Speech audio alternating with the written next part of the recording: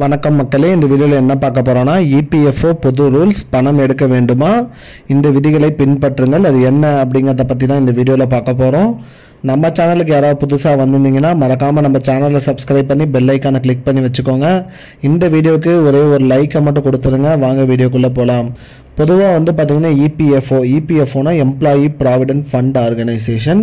இது வந்து பார்த்திங்கன்னா தனியார் நிறுவனத்தில் வேலை செய்கிற அனைவருக்குமே வந்து பார்த்திங்கன்னா பிஎஃப் அப்படிங்கிற மாதிரி ப்ராவிடென்ட் ஃபண்டுன்னு அவரோட ஊதியத்தில் வந்து 12% அமௌண்ட் வந்து பார்த்திங்கன்னா இபிஎஃப்ஓ வந்து பிடிப்பாங்க. அந்த அமௌண்ட் வந்து பார்த்திங்கன்னா அவர்களோட இருப்பு தொகையில் இருந்துகிட்டு இருக்கும். அந்த வகையில் வந்து அந்த பிஎஃப் பணம் வந்து எப்படி நம்ம எடுக்கணும், எதற்கு நம்ம எடுக்க முடியும் அப்படிங்கிறத வந்து தான் பார்க்க போகிறோம். முதல்ல வந்து பார்த்திங்கன்னா வேலை இல்லாமல் போயிடுச்சு அப்படின்னு பார்த்திங்கன்னா அவர்கள் வந்து பார்த்திங்கன்னா 75% அவரோட பிஎஃப் பணத்தை எடுக்கலாம். அப்படிங்கிற மாதிரி ஒரு மாதத்துக்கு மேலே வேலை இல்லாமல் இருந்தாங்கன்னா 75% எடுக்கலாம். இரண்டாவதாக வந்து பார்த்திங்கன்னா அவர்களுடைய நிறுவனம் 6 மாதத்துக்குள்ளே மூடிட்டாங்க கம்பெனி அப்படின்னா 100% எடுத்துடலாம்.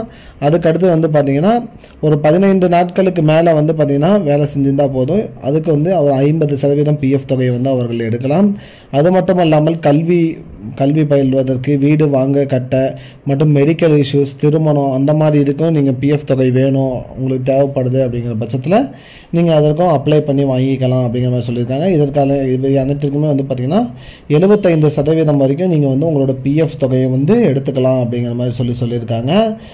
அதாவது வந்து பார்த்திங்கன்னா உங்களுக்கு பணம் தேவைப்பட்டால் நீங்கள் இந்த தேவைகளுக்கு மட்டும்தான் அப்ளை பண்ணி வாங்க முடியும் அப்படிங்கிறத வந்து பார்த்திங்கன்னா புது ரூல்ஸாக வந்து இபிஎஃப்ஓ கொண்டு வந்திருக்காங்க.